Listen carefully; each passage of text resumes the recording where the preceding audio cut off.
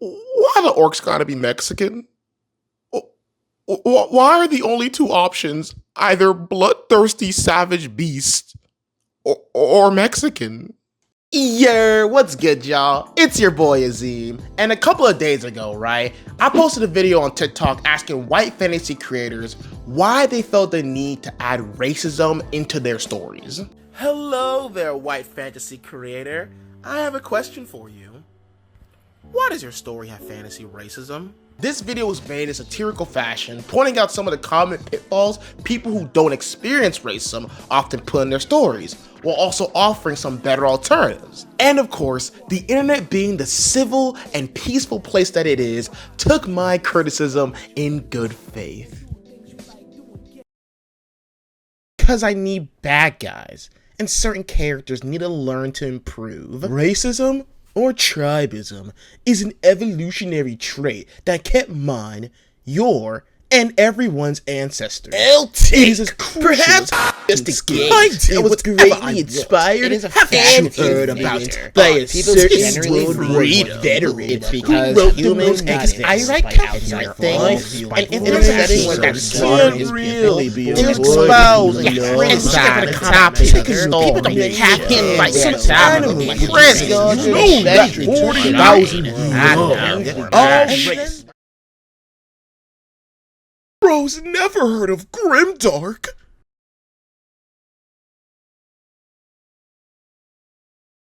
Looking through the comments, the most common justification on why white people felt the need to add racism in their fantasy stories was that they felt that racism added depth, nuance, and conflict into their story. And while I do think taking a vile and abhorrent system like racism and boiling it down to the story equivalent of seasoning for your plot is a bit tone deaf and privileged, I do kinda see where y'all coming from. Fantasy, and honestly, fiction as a whole, can be a very effective medium for tackling social commentary in an elegant manner. My problem is that when it comes to fantasy races, and ergo fantasy racism, 99.9% of y'all don't know what the fuck you're talking about. When you don't understand racism, yet you try to implement it into your story, at best, you'll get situations like Zootopia, where the racism is low-key kinda justified, because you got these giant predators who are literally hardwired to eat other people, and you're putting them on the same streets as these tiny rodent guys. Like, that's a recipe for disaster. But at worst, you get stuff like the Clanker meme and Detroit Become Human, where your fantasy race of people become a poor allegory for black people. Side note, y'all did not know how to act when it came to the Clanker meme, bro. Y'all was out here calling robots Rosa Sparks and George Droy. Like that was insane, bro. Like, the minute y'all was given free reign to say slurs in a socially acceptable environment, y'all went buck wild with that, bro. Metalord, Rust Bucket, Oil Slick, Wireback,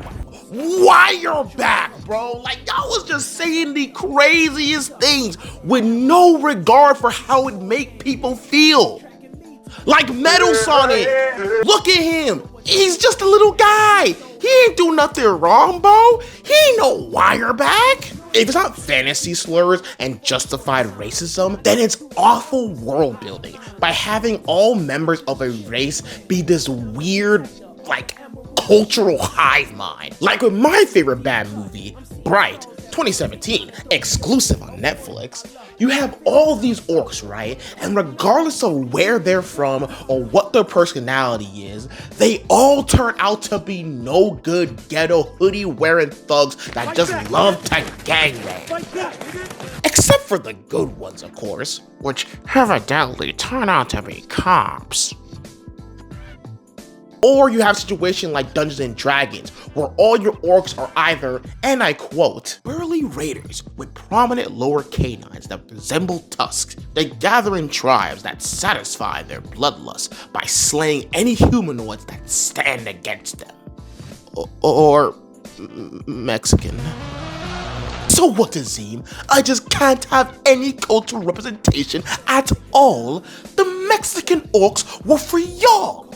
I guess I just won't ever add any cultural things ever again, and I'll just keep it all white. You see, this the problem with you blacks. You're so soft. You don't like any conflict in media, and you want it all to be sanitized. Whoa, Mr. Strawman, calm down. I am not saying all that. I won't deny the positive impact that adding more representation did. I remember scrolling through TikTok, Twitter, Instagram. People were gassing up the Mexican orcs, bro. They love that shit. And that's not my problem. I will never get mad at seeing cultures being represented. My issue is that most writers don't have a clear understanding of race theory and often conflate the idea of race, culture, and nationality and species together. And because of this fundamental misunderstanding, not only do we get really janky world building, but we also end up reinforcing racist biases. So, as God King Emperor of all the minorities, I'm taking it upon myself to educate y'all on the difference between race, species, and culture, laughing at some of the bad examples, highlighting some of the good examples, and finally explain to y'all how you can craft compelling narratives that tackle racism in a nuanced and respectful way without looking like Hitler's top guy.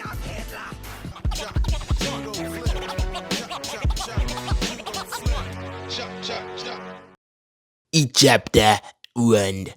What is race, species, and a culture? Off the rip, so many people don't have an understanding of what race is as a concept. Like to this day, there is a considerable portion of the population that truly believe that race is somehow embedded in our DNA, which is emphatically incorrect. Oh?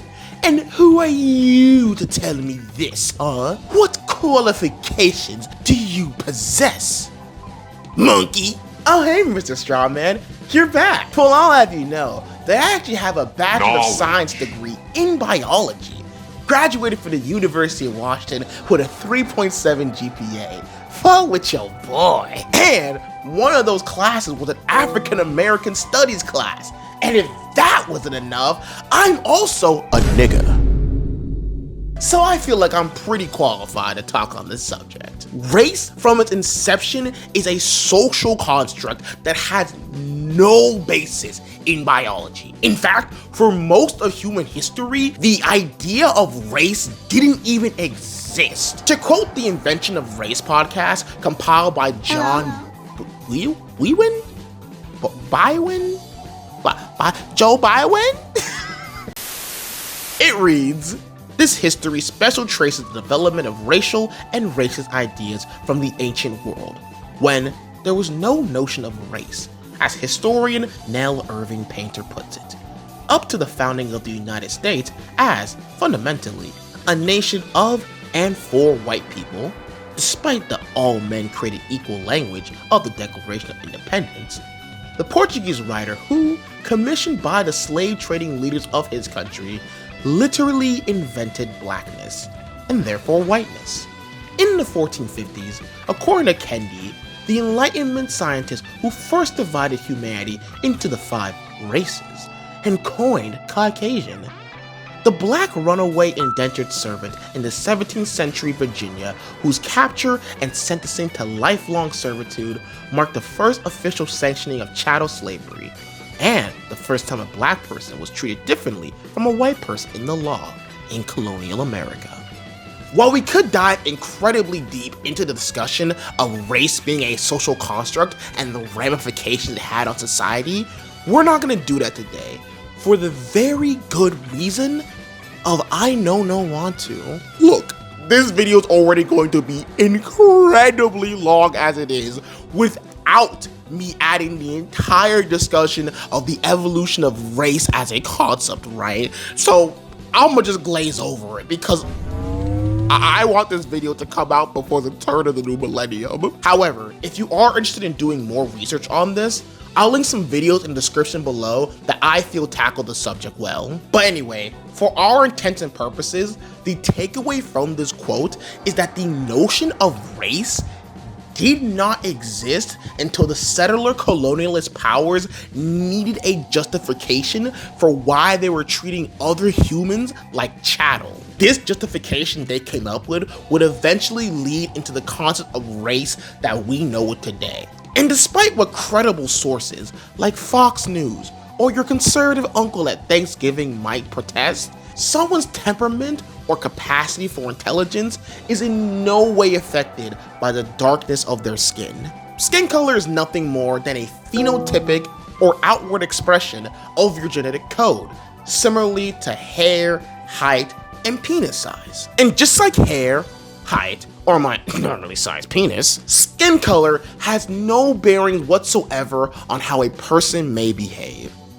However, despite having no real influence on what makes a human, racism would want you to believe that skin color alone can denote a different subspecies of human. Which brings me to my next topic of what a species is. Brother, are you really about to go on a lecture on what a species is? Is that really necessary for your video? First of all, fuck you.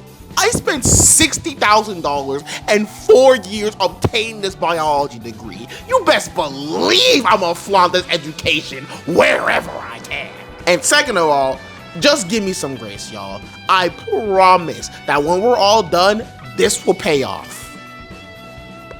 Probably. So according to Google Gemini, I mean the collective scientific community, a species can be defined as the largest group of organisms in which any two individuals of the appropriate sexes or mating types can produce fertile offspring, typically by sexual reproduction. In layman's terms, if a group of organisms can get down and dirty and produce kids, and then those kids can grow up and later get down and dirty and produce more kids, you got yourself members of the same species. On the surface, it seems pretty simple. Like for example, a rhino and a chicken are two different species because they are unable to make offspring. The chicken lays eggs and the rhino has live birth. Easy. However, because God wanted to pull a little bit of a funny prank, it gets a little more complicated than that. Exhibit A, the humble mule. The resulting child of when a horse and a donkey get freaky deaky. Now at first, it may seem like the donkey and the horse are part of the same species because they're able to produce a kid, the hybrid mule. However, due to the resulting mismatch of chromosomes, okay, look, the genetic aspect of reproduction, and specifically the process of meiosis, is a very complicated and in-depth one. But to give out the super duper spark notes, essentially in order to reproduce, you need to have an equal number of chromosomes because your sex cells, aka either your sperm or your eggs, are half of your cells, right? Half your chromosomes. So that way, when you combine the two, you get one whole person.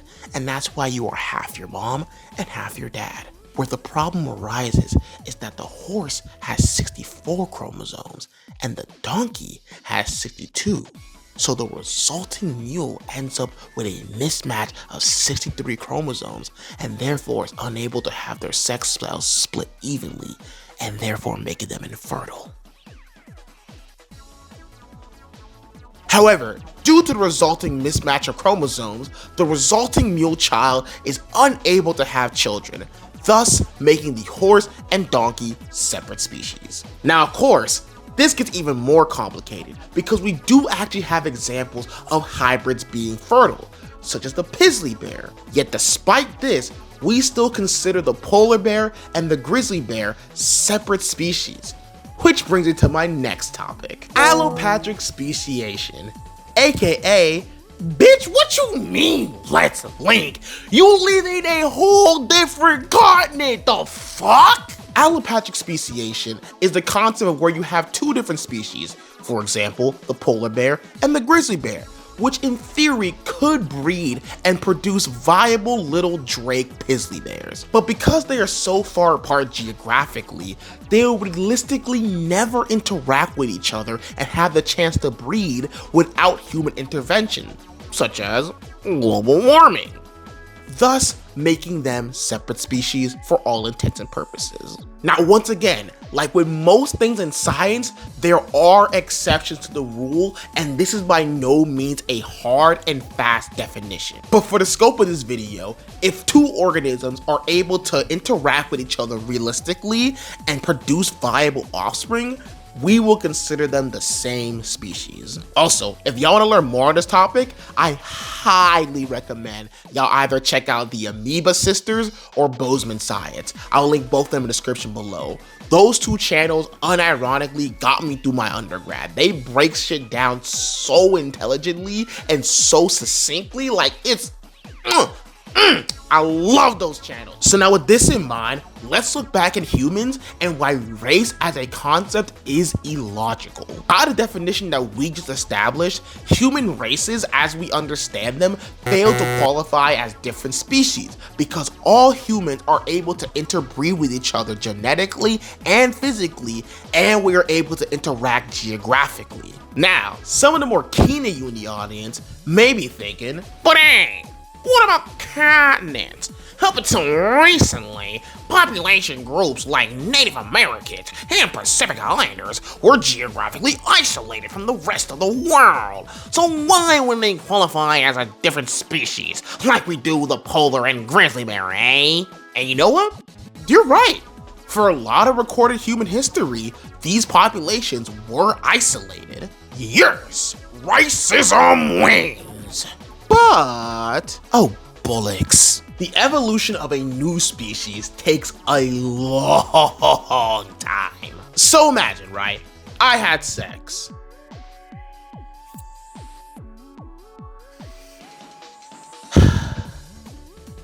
Thank you guys. I really appreciate that. So imagine, right? I have sex and I later have a kid, right? And for whatever reason, right? I decided to put that kid in a sand pod and launch them off to a new planet, right? Where they're gonna grow up in an entirely different environment from the one that I grew up in. Now, despite the fact that that kid doesn't even share the same galaxy as me, we would still be considered the same species. Because unlike Pokemon, right? We just take a couple Eevees, right? Give one of them a fire stone, give the other one a lightning stone, make the other one play Bridget from Guilty Gear, right? And then boom, you got 3 different species. In real life, for 2 species to occur from a common ancestor, generally speaking, there needs to be thousands upon thousands generations between them, right? And within those thousands upon thousands generations, there needs to be a significant amount of genetic mutations occurring without those 2 populations being able to intermix and share those mutations. And while humans did migrate to land masses like Australia as early as 65,000 years ago, this timeline is just simply too short for a process like speciation, aka where a new species arises, to occur for 2 big reasons. The first reason is that there was no big split that happened during our migration to places like Australia. Instead, throughout human history, several land bridges became sporadically available, which allowed groups of humans to intermingle and to breed throughout these 65,000 years. And secondly, when you compare Homo sapiens, the species of human that we are, with our closest genetic relative, the Neanderthal, a species that is the polar bear to our grizzly bear, our split from them started over 200,000 years ago, which is a much greater time span than any of the splits that we've seen in our Homo sapien populations. So no, despite what racists might want you to think, skin color is not a valid marker of a subspecies within humans. And while we did have separate populations of humans long enough for changes in skin color to develop, and other minor traits like different hair types, or the fact that on average, white people have more body hair than others, the scale just isn't long enough to warrant a development of a new subspecies. Perhaps instead of in 1492, where Christopher Columbus sailed the ocean blue, that dumbass nigga got real fucking lazy and decided to wait until 149,200. to sail the ocean blue. And of course, during that time, no major geographic events occurred to allow the separate populations to intermingle. We could have potentially seen true speciation within the human populations, right? And in this alternate timeline, we could have seen some crazy evolutionary events, right? Like, I don't know. For example, white people gaining a larger stature and developing more canine-like features like sharp teeth and fur, right? And instead of me having a dumb, normal human girlfriend, I could have had a 10-foot-tall, muscle-bound werewolf girlfriend who would have ravished me with her claws. A man could dream. Fine, so the races aren't genetically different, but there has to be some logic behind this classification. Like, haven't you noticed that all black people act the same, or that all Asian people talk similarly? Huh? Mr. Strawman, you really love moving that goalpost, huh? Backpedaling from eugenics to broad racial stereotypes. Well, I'm sorry to say, man, while the goalpost is in a very scenic location, you gonna have to move that motherfucker again, homie. First of all, there are many exceptions to the racial stereotypes that we see in our day-to-day. Like, for example, every black person being able to dance is demonstrably false, and I am living proof of that. Every time that I try to bust a move, I end up busting my ass. It's terrible. Secondly, to understand why we see these racial stereotypes occurring, we need to talk about culture. Culture, in simple terms, is the shared customs, belief, and way of life within a community of people. Stuff like how Americans are all obnoxious, gun-loving fat motherfuckers, or how all Tibetan monks are able to astral project and teach Batman how to block mind control. Things like that would be considered culture. Just like how when you hang out with your group of friends, eventually y'all start developing your own inside jokes and shared slang. When a group of people live together in a region long enough, you start to see their own social quirks develop within that community.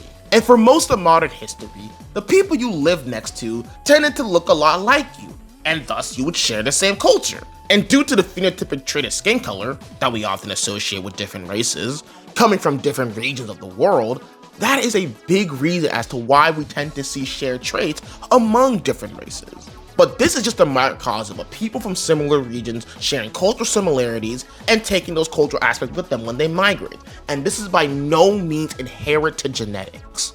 Take, for example, this quirked up white boy.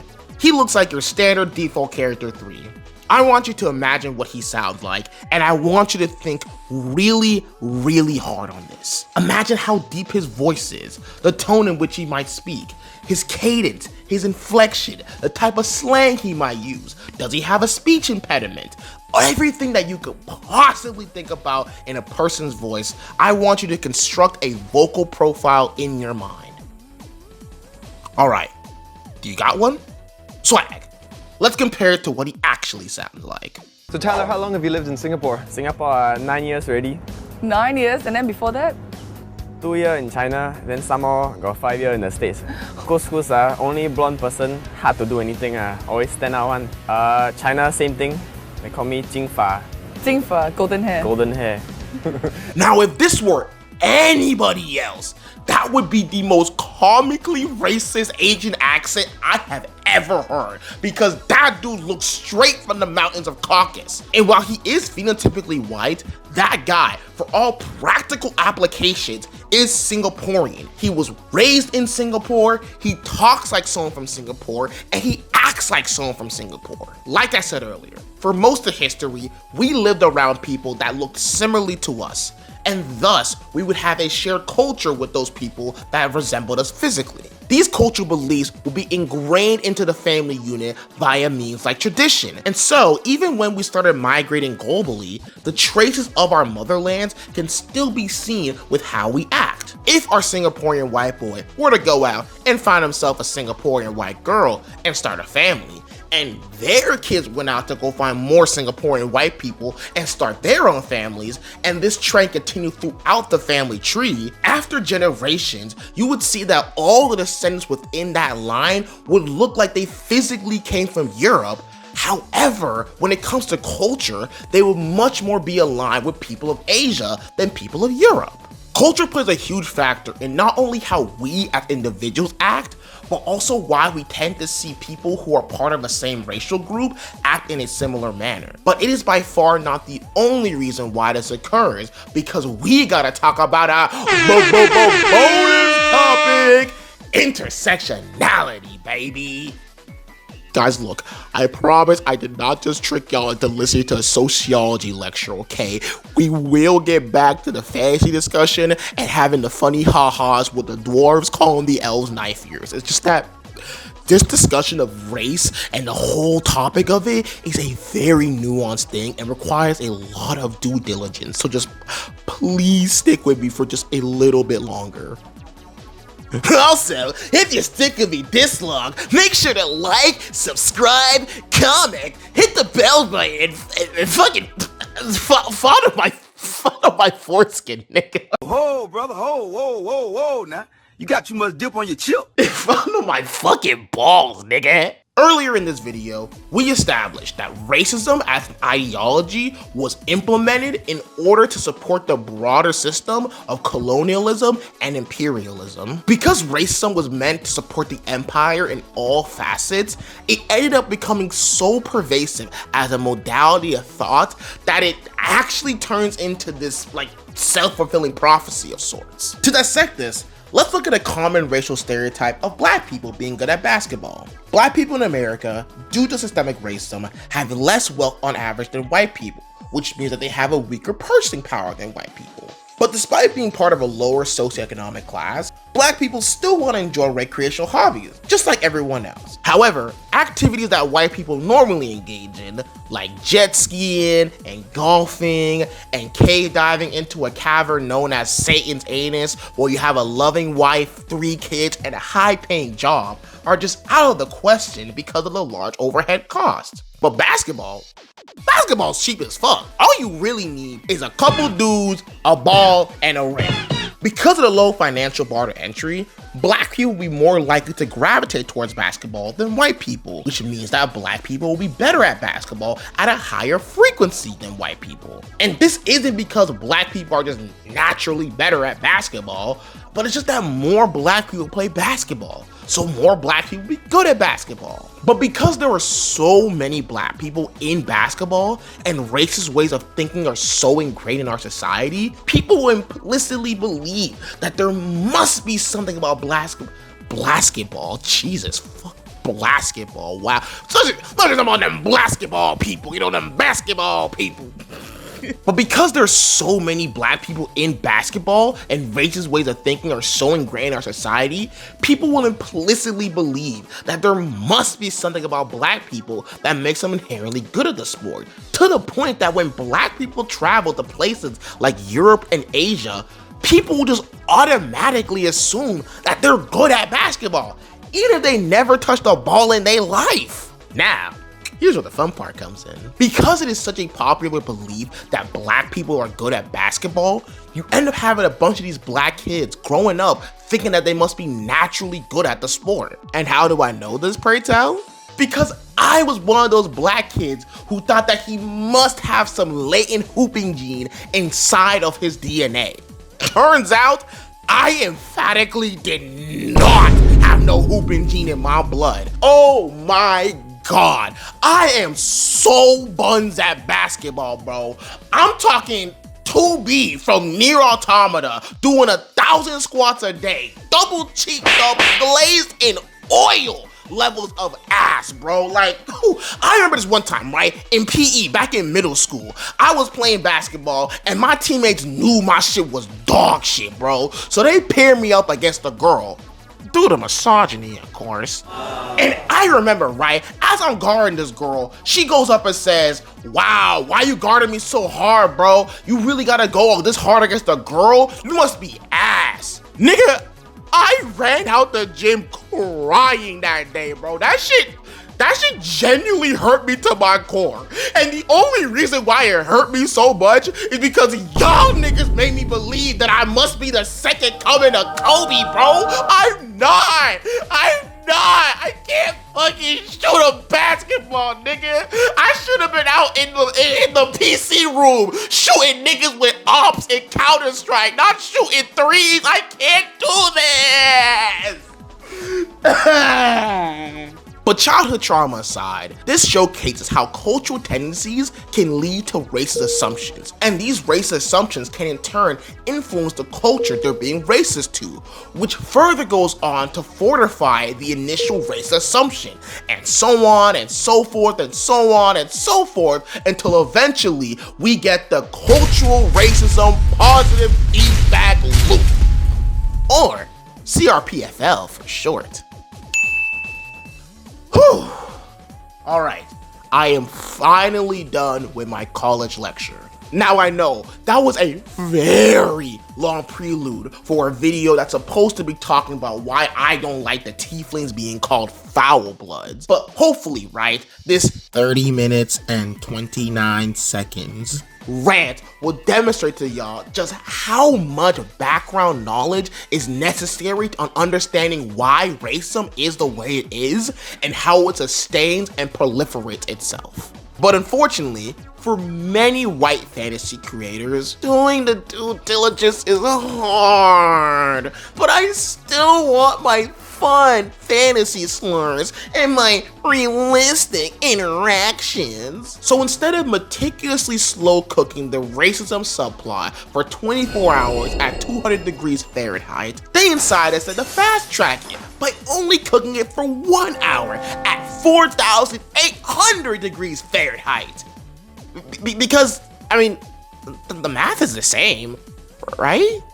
This lack of context leads to not only interesting world building choices, but also unknowingly reinforces the racist biases that the author holds.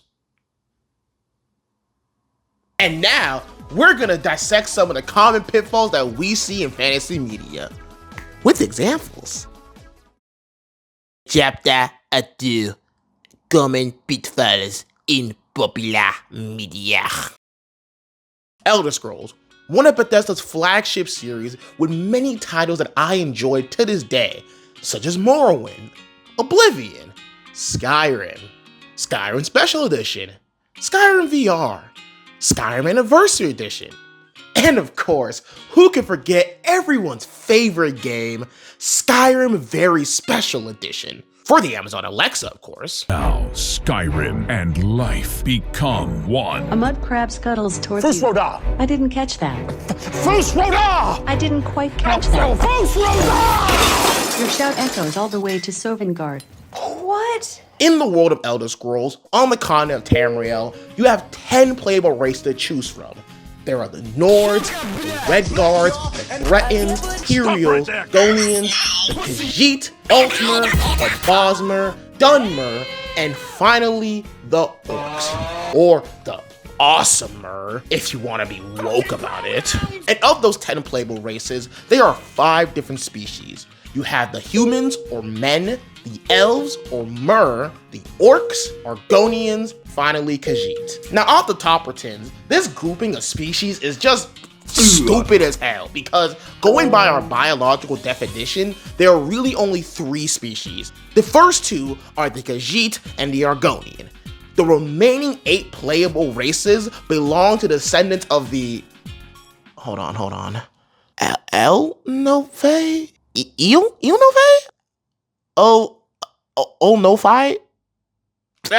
Fuck, these guys, right? The reason why I make this distinction is that 8 of the 10 playable races are capable of interbreeding and producing viable offspring. The only 2 reproductively isolated species are the Khajiit, which originate from dead ghost forest things, and the Argonians, which are made from ancient maple syrup. Now, I will give the Elder Scrolls a point, because the races of man and mer, which I now will be referring to as mermen, because saying gives me anxiety on a fundamental level, those races are actual races by our definition. Yep, you did a pretty good job, Elder Scrolls. You got light-skinned humans, tan humans, dark-skinned humans, and the best part is that their only difference is phenotypic expression. Elder Scrolls? What is that? Elder Scrolls. What are you hiding behind your back? Elder Scrolls, show me! Give it to me! Give me! Damn it! You put eugenic ideology into your game. Give me your point back, Elder Scrolls. Unfortunately, the starting skills that each race has pushes a narrative of bioessentialism, aka the idea that somehow your biology can affect your affinity for skills and your disposition. Because despite the fact that by the biological definition, the mermen are all the same species, somehow having darker skin makes you inherently better at fighting? Ooh, that's not good. Oh, but Azeem, it's because the Red Guards have a warrior culture, and you said that cultural traits lead to a certain race being seen a certain way. So, hey, Mr. Strawman, you bring up a very interesting question. However, if you ever interrupt me again, I will reduce you to ashes!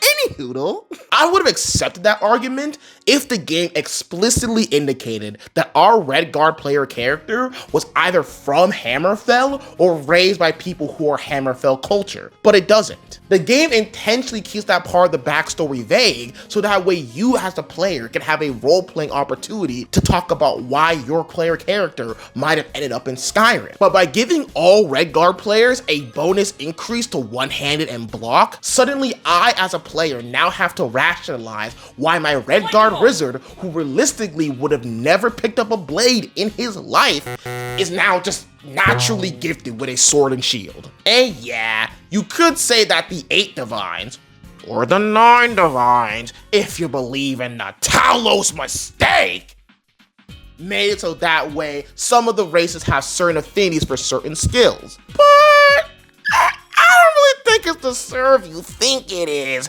If God, by design, made some races more angry and physical and other races more refined. Ugh. Again, I want to give credit where credit is due because I do like some of the racial powers in Elder Scrolls. Like, for example, the Nords being able to resist cold makes sense because white skin is more adapted for colder regions, and they probably just wanted to gamify that aspect. But when you have stuff like the mostly Caucasian-looking Imperials being able to speak calmly and pacify their opponents, meanwhile the Orcs, who live in a mostly tribal system, have a berserker rage, and the starting stat spread that your character has is literally determined by nothing more than your skin color in most cases? That's kind of racist, right? Like, am I crazy? By having the races in your game operate this way, it subconsciously signals to the player to look at some phenotypic traits and cultural values as positive and civilized, and other phenotypic traits and cultural values as negative and savage, which is, bad. Maybe it affects you because you're racist, but fiction never done changed my way of thinking. Oh yeah? Quickly, imagine what a bandicoot looks like right now. Chance time! Okay, now, if your mental image, in whatever shape or form, is even remotely orange, standing on 2 legs, and wearing a bootleg pair of True Religion jeans, congratulations.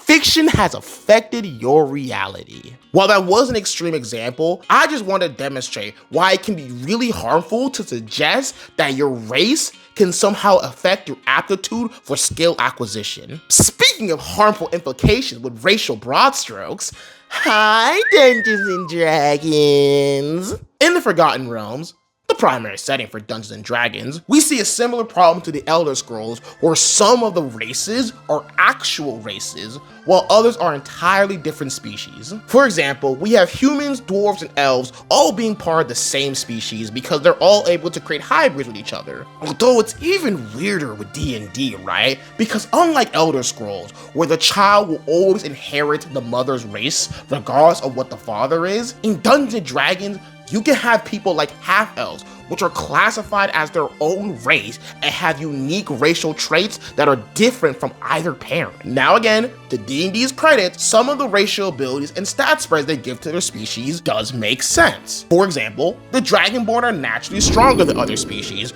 due to being literal dragon people. So it makes sense they get a strength buff, as even the most malnutrition dragonborn would be stronger than the most malnutrition gnome. Where this breaks apart, and why Dungeons & Dragons will be going to detention along with Elder Scrolls, is when we look at their elves, specifically their subspecies. Like with the high elves, how does me being a skinny tall nigga suddenly make me more intelligent? Or if I'm a wood elf and I'm now a copper hue skinny nigga, suddenly I'm more better at open heart surgery than a tiefling? Or the one that makes the least sense, why do the Drow get a bonus to charisma? Everyone hates those guys! But more on the Drow later. Let's put a pin on that for right now. Just like Elder Scrolls, and frankly a lot of other fantasy media, Dungeons & Dragons ends up taking traits like wisdom, charisma, and intelligence, which are mostly determined by nurture, and assigning them to nature instead. Also, haven't y'all noticed that the races that get the stat bonuses to the non-physical stats, like wisdom and intelligence, are usually the ones that are described as graceful, civilized, and often adhering to Western ideology? And just like Elder Scrolls, Dungeons & Dragons takes it upon itself to describe how all the races act. But unlike Todd Howard's Cash Cow, which usually only has like 1 to 2 sentence allusions in the character creation or short little passages in the lore books, D&D goes the extra mile and makes all of their races cultural monoliths. As paraphrased from the Player's Handbook, elves are all magically graceful with otherworldly beauty. Dragonborn are all prideful by birth and hold clan law above all else. And halflings are just non-copyright infringing little guys who just want to be cozy and have second breakfast. The Player's Handbook even goes as far to say as where most members of races lie on the alignment chart. Now let me say that again in case the alarms in your head aren't immediately firing off. They are saying that your biology can somehow affect your ontological nature. That is the type of eugenics to make H.P. Lovecraft blush. Oh my god! Dragonborns lean towards the extremes of good and evil. Dwarves are lawful. Half-orcs are chaotic and rarely good. All the races in the Player's Handbook have some sort of predisposition towards some alignment. Except, of course, for the white people, I mean the humans, who have a limitless potential. Truly, the possibility of where a human can go are unbounded, and they forge their own destiny. Clearly, their intention was to give players cultural reasons as to why their player character might act a certain way, and to give dungeon masters the building blocks to help craft NPCs and cultures. But by haphazardly blending the culture that should realistically belong to a nation state, and instead making it tied to race, you end up suggesting that somehow someone is more likely to act a certain way just due to how they're born. Bye-bye. And when you combine it with the fact that a lot of these races are inspired by real life peoples, such as the dwarves and Jewish people and the orcs and Mongolians, you get some really yucky caricatures that are extremely offensive and uninformed. Speaking of yucky caricatures that are extremely offensive and uninformed, let's talk about the Drow. Alright, I know I talked about a lot of stuff, and to be honest, unless you were taking notes, I don't expect you to recall most of it, right? But if nothing else, if you don't remember anything else from this video, please remember what I am about to say. The Drow in Dungeons & Dragons are emblematic of everything you could possibly do wrong while creating a fantasy race.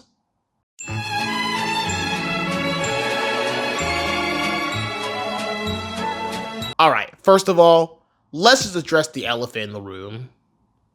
Hey, yo, what's good, G? Yo, I'm straight chillin'. Hey, dap me up, brother! But for real, if y'all know anything about the history of Dungeons & Dragons, then you would know that the initial Drow were just a poorly veiled analogy for black people. If you look at the early artwork from 1st edition and Advanced Dungeons & Dragons, these are just niggas, bro. Like the 4C hair, wide nose, like this dude look like my uncle. I'm pretty sure I saw him at the cookout last week. Like shit. We even see some depictions that just forego the pitch black skin entirely and just make the Drow brown. Now in theory, having your race look like black people would be completely benign. Until you remember the fact that the Drow culture is inherently violent and evil. And the reason why they cannot peacefully associate with any of the other races is because the Drow are all dark-skinned murderers who have a society that is literally built off of subterfuge and slavery. Oh, and let's not forget, the Drow are a matriarchy because their women are all mean, domineering viragos with their nappy 4C hair, and all they do is act ratchet, eat hot chip, and lie. For the longest time, this is all that the Drow were. But despite their racist origins, they eventually became more complex than just evil black people. Hell, we even see that they added a subspecies to the Drow, the Loathsworn and the Celadrin Drow. But unfortunately, this just might be the worst example of a subspecies we've seen yet. Now before I tell you, let's do a thought experiment. What do you think might be the possible difference between the Loathsworn Drow and the Celadrin Drow? Maybe perhaps the Celadrin Drow are more brolic than the lanky Loathsworn. Or maybe the Loathsworn more resemble spiders with poisonous fangs and maybe even multiple legs. Nope! Get that creative shit out of here, because that would actually require the authors to recognize that there needs to be something significantly unique in order to warrant the distinct classification of a subspecies. The difference between the Loathsworn Drow and the Celadrin Drow is that the Loathsworn are all evil, scary black people with spooky red eyes that follow a dark goddess who demands blood. Meanwhile, the Celadrin Drow are all nice and respectable and worship the good elven pantheon and don't listen to none of that aggressive urban music. Now, I shouldn't have to tell you that having a political and religious difference and fucking eye contacts is a terrible justification for a subclassification of your species. But beyond that, it's just fucked up that the default for your dark-skinned race are all kidnappers and murderers, and they require an outside force taking pity upon them in order for them to overcome their evil nature. Which actually brings me to my next point, that having inherently evil races like the Drow exist in your fantasy medium is fucking stupid because it makes racism completely justified. Like imagine, right? You're walking down the street and suddenly you see a Drow. There is now a 50-50 chance that you're either gonna be a chill-ass revolutionary nigga like Rondez Green Mage, who's just down to kick it, maybe get some drinks, and play Smash Bros, or a crazy psychopathic murderer who will literally kidnap you and force you into slavery in an underground nightmare realm. Now personally, me, I am totally down to lick the heel of a sexy Drow lady who will beat me mercilessly if I don't tend to her every whim. However, most sensible people don't want to do that and would be completely valid in attacking that Drow on sight, like we see in Baldur's Gate 3 at Joaquin's Rest. When the racism in your story, for whatever reason, can be rationally justified, you have fundamentally failed at implementing racism into your narrative. Racism is an inherently irrational ideology that is driven by feelings and has no groundings in reality. But when your story has a race of people whose members are almost all ontologically evil, to the point that where the common person doesn't even give that race the benefit of the doubt, you are now telling your audience that it is okay to be racist sometimes, just as long as society perceives most members of that race as bad people. And that's bad. That's bad. And it's especially bad when you then link that race of evil guys to darker skin and cultural signifiers from real-life ethnic groups, because it can lead to people unknowingly associating those traits with negative emotions like evil, which in turn can lead to people who aren't consciously racist doing unconsciously racist things, like crossing the street when they see a black person, or locking their car doors when a Latino person walks next to them. For more wacky fun learning about how associating dark skin with negative traits can lead to unconscious racist biases, search up The Doll Study by Mamie Phipps Clark and Kenneth Clark.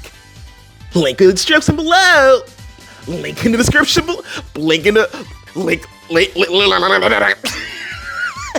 The fuck? In the spirit of fairness, Dungeons & Dragons did eventually recognize that having your races all be cultural monoliths and having your mental capacities be determined in part by which race you are is a little bit problematic. So in the 2024 rule set, they did decide to change that. Excellent! But they did still give some of the races bonuses towards skills and basically implied that your species somehow affects your ability to succeed in activities like insight or facing trials of intelligence and wisdom. Try again. Sigh. It's always one step forward and two steps back, huh? But even with these rule set changes, many people still subscribe to the much more popular 2024 rule set of what an orc, dwarf, and elf should be like.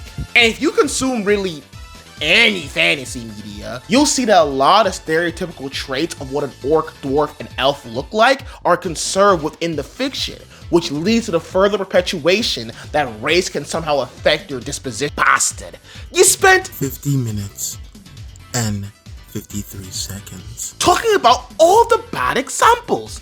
See, there's the problem with you woke libby liberals. All y'all want to do is just complain. You never bring up any solution. Wait. What are you doing, man? What you doing with that fireball spell? Yo, please, man, please wait. Yo, chill. Wait, man, please. I have a strong wife and 3 strong kids. Don't do this, bro. Don't. Ah! Oh, God. Oh my God! It burns! Please, don't get me!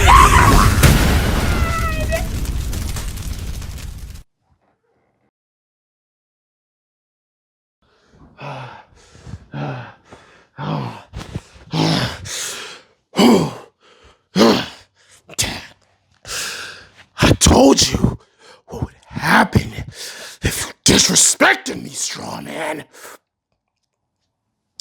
But now that he's dead, Loki kinda had a point. I have been being far too negative, only showing y'all the bad examples. So let's switch it up and check out some cool examples and how by avoiding the common pitfalls of racism, we actually get some really cool dynamic world building.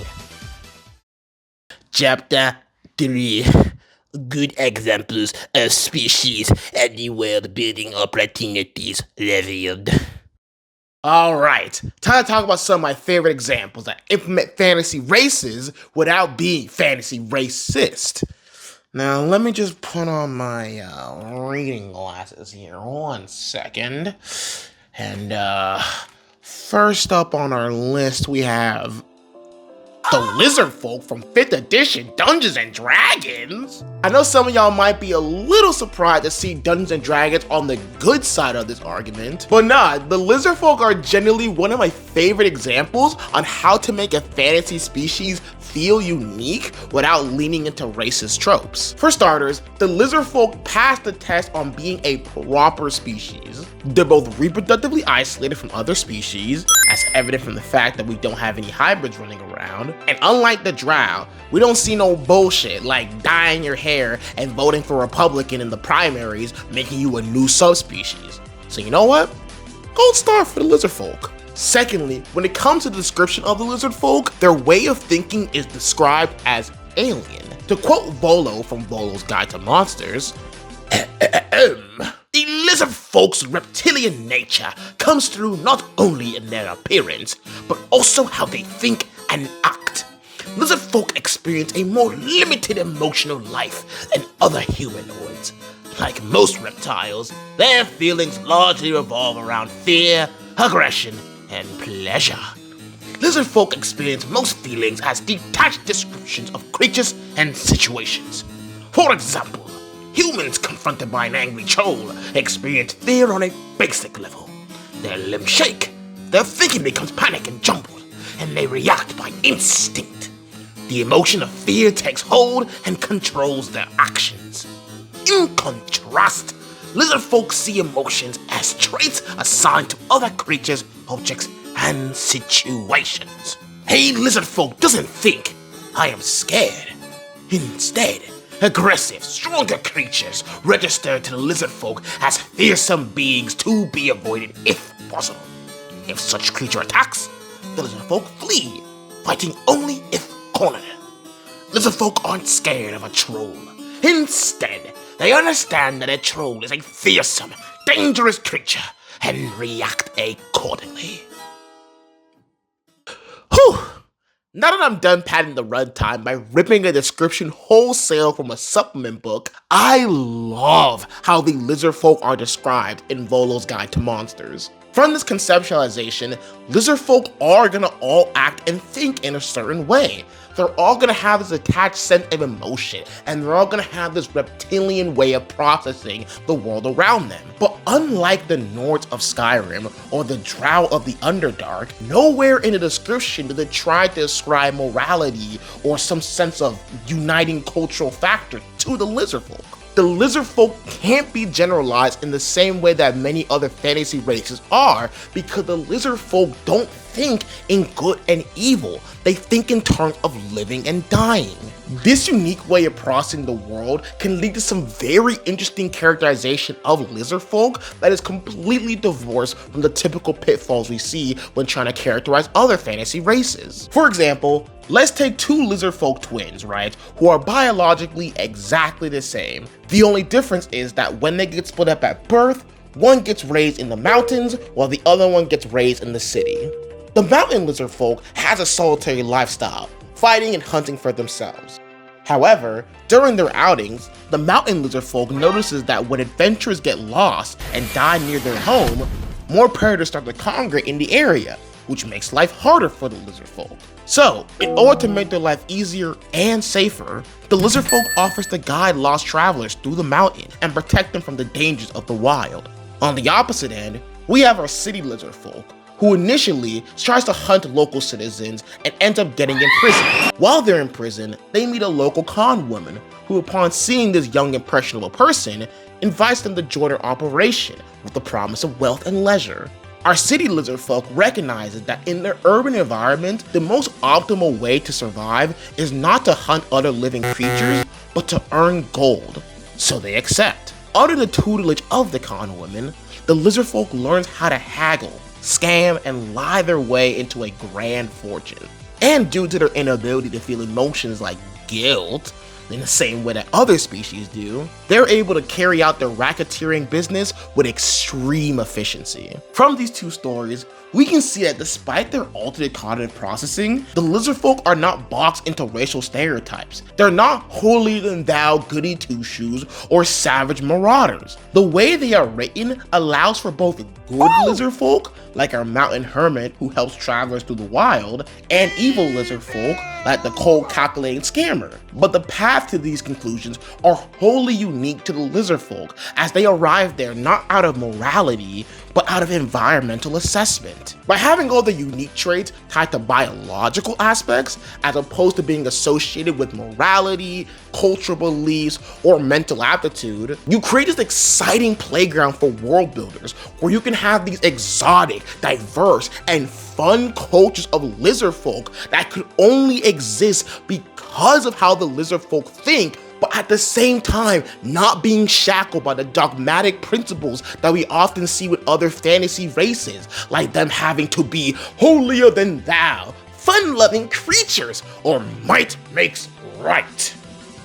Something, transitional phrase that is both clever and witty. Alright, look, I just want to move on and talk about our second example, which is Daggerheart, and their approach to handling this topic. Daggerheart is a TTRPG system made by Darrington Press, aka them folks at Critical Role, baby. In Daggerheart, when it comes to your character's heritage, it's split into two parts: community and ancestry. Community is the type of culture and environment your character is most influenced by, whereas ancestry covers your character's lineage, which affects your physical traits and appearances. Or in layman's term, your character's subspecies. And I do mean subspecies. One of the coolest aspects of Daggerheart, in my opinion, is not only do you have a plethora of creative lineages with diverse phenotypic traits, but that all of these lineages and ancestries are capable of interbreeding, as indicated by the mixed ancestry feature. I really fuck with this, right? Because that means I can get passed around by everybody in Daggerheart. Shit. Hold on. I think first, alright, I'm gonna start off at home base, right? You know, I'm gonna go get me a little human, right? And afterwards, I'm gonna get cracked by a katana. Then next, I want me a farm matty. And shit, afterwards, yo, give me a giant. Then next, let me get a ribbon, and then a giant, and then an furnace, and then a giant, and then a giant, and then a giant, and then a giant, and then a giant.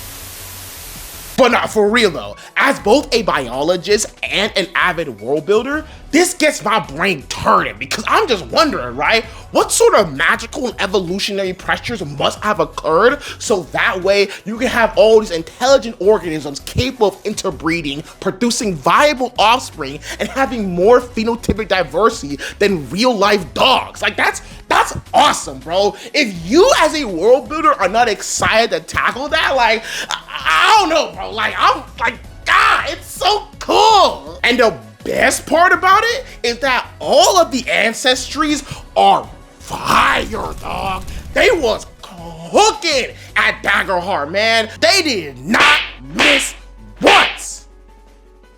Except for the clanks, because oh my God, I am so sorry, Darrington Press, but I gotta channel my inner Berleezy, bro. I gotta roast you. Clank! Come on, dog. Y'all cannot be serious. Look, I'm gonna give y'all some grace, right? Because I'm pretty sure y'all had the concept for these guys long before the clanker meme turned into white people LARP in the 1930s. But that is such a silly name, bro.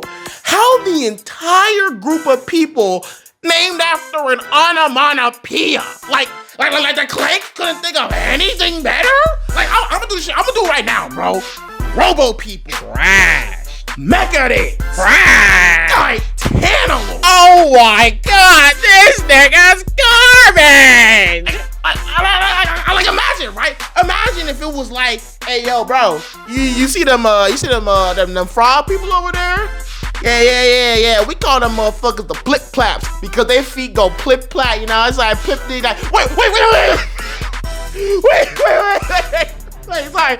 Off the cuff, right, bro?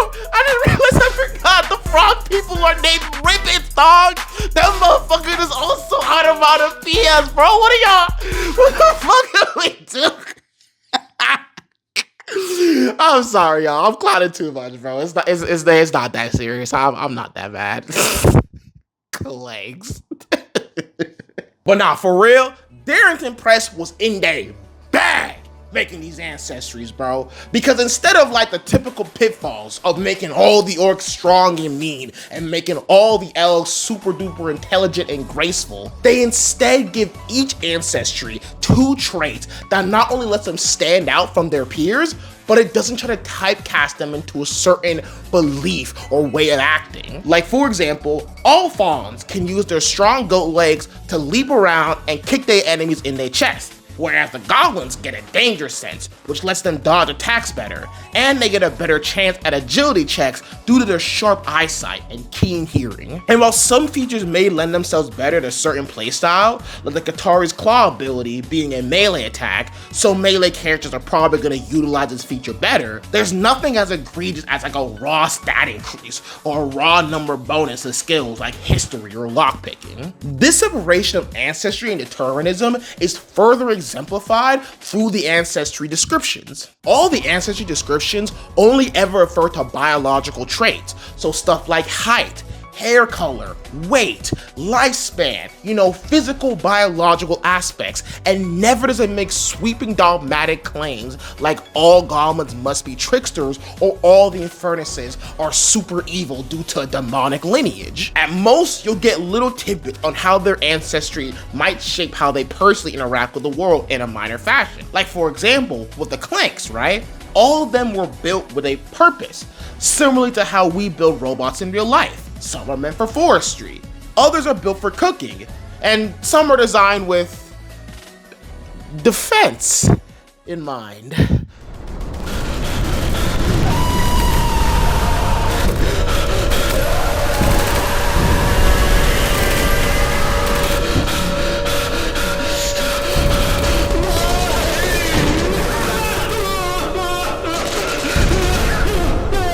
Or with the dwarves and how their skin is so tough, they can pull a little Uzi Vert and embed chaotic chaos emeralds into their skin. Look, I could go on and on about all the thoughtful little details that Darrington Press added when making their ancestries, like how some of the turtle people etch in designs into their shells, or how the Simia monkey people can often switch between their hands and feet for using tools and weapons. But the bottom line is that none of these ancestries ever try to describe how someone from that ancestry might act, talk, or feel. When it comes to things like how a person might act, what they believe in, or what skills they possess, all of those lie within the community part of character creation. Like I said earlier, Community is a sitcom about a lawyer who has to go back to community college and earn his degree. And on the way, he'll have some wacky sorry y'all, wrong notes. Community is where you start to see stuff like what the people around you are like and what skills you might possess because of your upbringing. And this right here is the correct way on how to establish different peoples. The communities in Daggerheart are a much better way to have the many cultural traits that we often describe the species. If you want to have a classic hoity-toity elf, then you can make them a highborn. If instead you want a low-down grimy goblin, then the Slyborn community is the one for you. But if instead you want to break those norms, you can do that as well and pick an entirely different community that goes against the cultural mainstream without everybody in the world automatically assuming you must be like this because of your outward appearance. Again, I really like this because it gives you as a player more freedom on how your character interacts with the world, which I feel like should be encouraged in fantasy. Fantasy is such a wide and vast genre, so why shouldn't we be allowed to make the characters that we want to create? Additionally, an amazing bonus is by separating all these cultural aspects from the race and putting them back to where they belong in the community, you get rid of the tired trope of just random racist conflicts, and instead you can have more meaningful and rational conflicts arise from communities. Have a little side quest about romance and classism with a love-struck blue-collar worker who wants to marry someone from a highborn society, but they're just an underborn who comes from the wrong side of the upper mantle.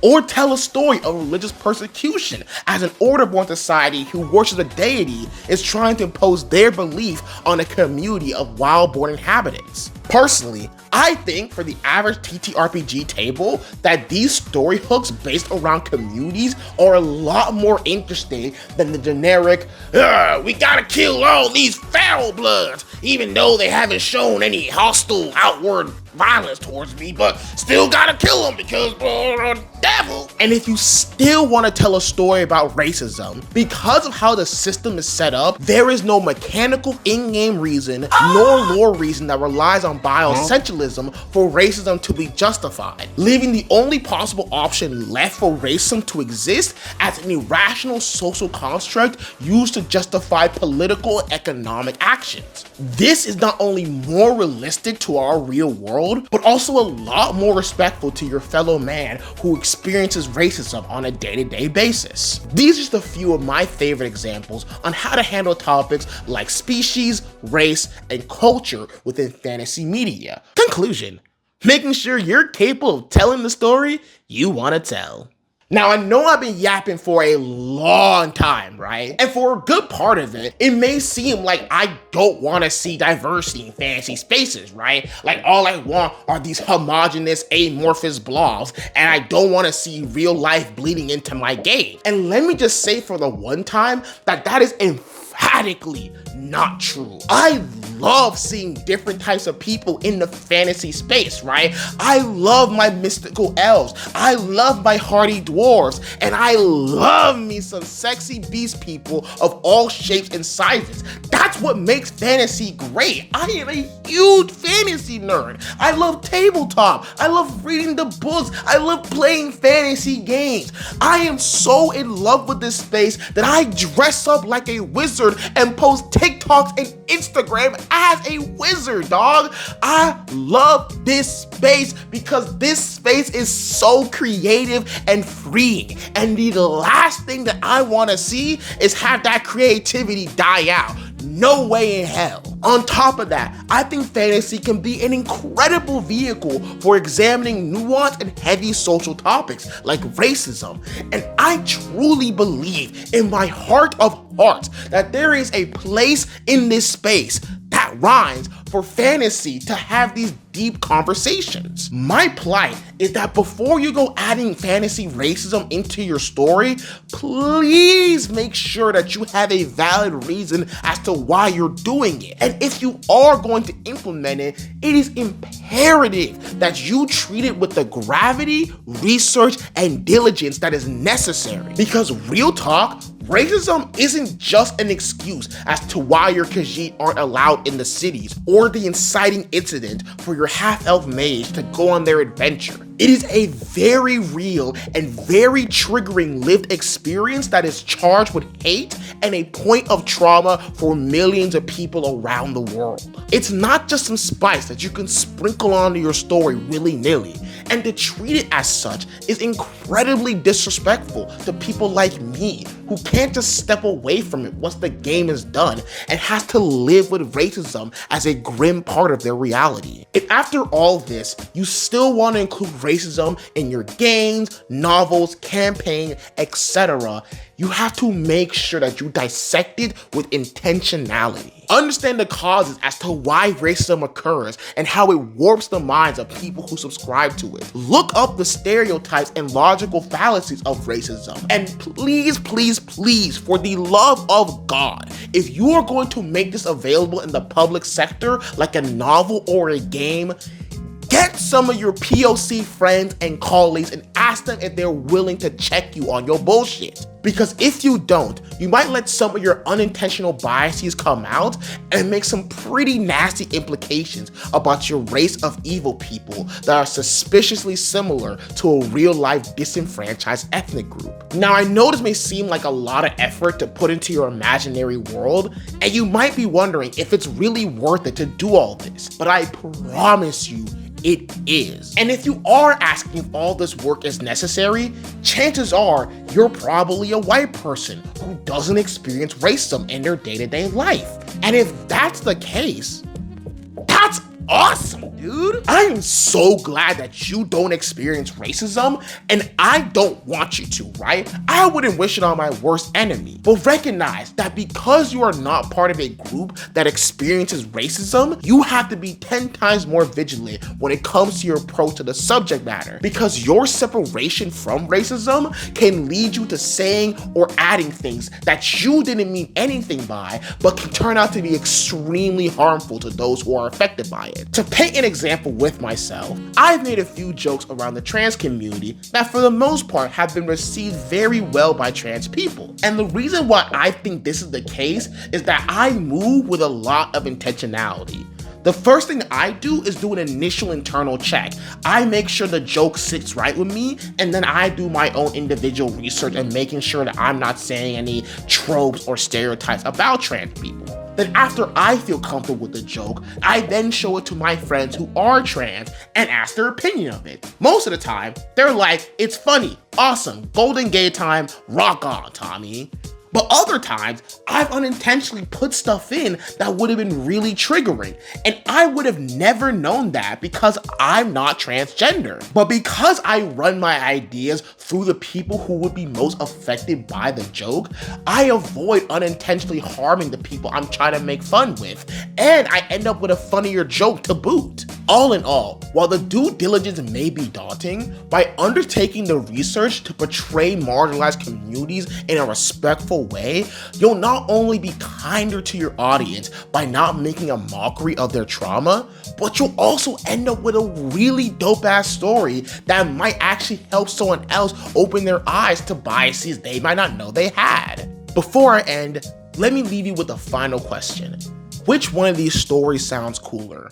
A world where you have a warband consisting of primarily orcs that's attacking a kingdom of human, elves, and avian bird people. The warband is roaming through the kingdom, turning villages that surrender into respective vassals, but slaughtering all those who refuse to bend the knee. The warband is causing real problems for the kingdom as they're managing to split the populace between loyalists and those who prefer the warband rule. So in an attempt to galvanize and unite the public to save the kingdom from dissolution, the king of the nation decides to run a large-scale smear campaign that claims that all orcs are soulless evil murderers who cannibalize all sapient life.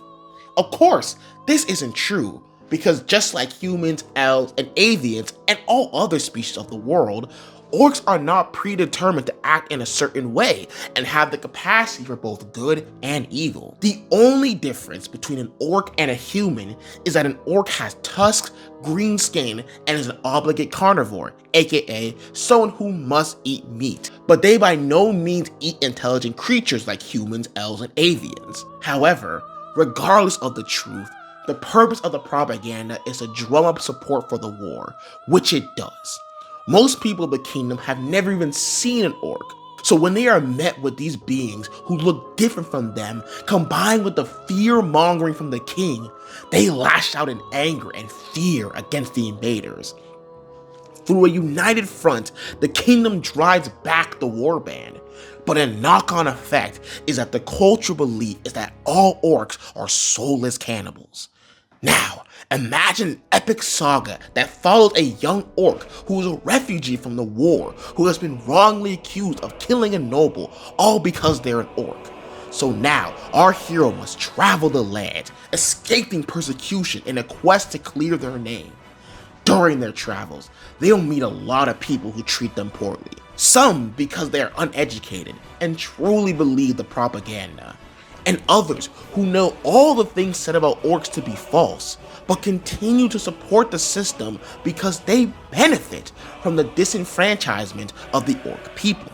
However, despite the obstacles laid before our hero, through cunning, ingenuity, latent magical abilities, and a disparate group of roguish allies, our hero manages to overcome their racist environment, find the true killer, and clear their name. Or, option 2, all orcs are evil and bad because they're born that way, and it is completely okay to kill them wherever you see them. Except, of course, for when they're Mexican, then they're completely chill. I don't know. Food for thought. Speaking of Mexicans, welcome back to my tier list where we're ranking every single race. Starting off, black.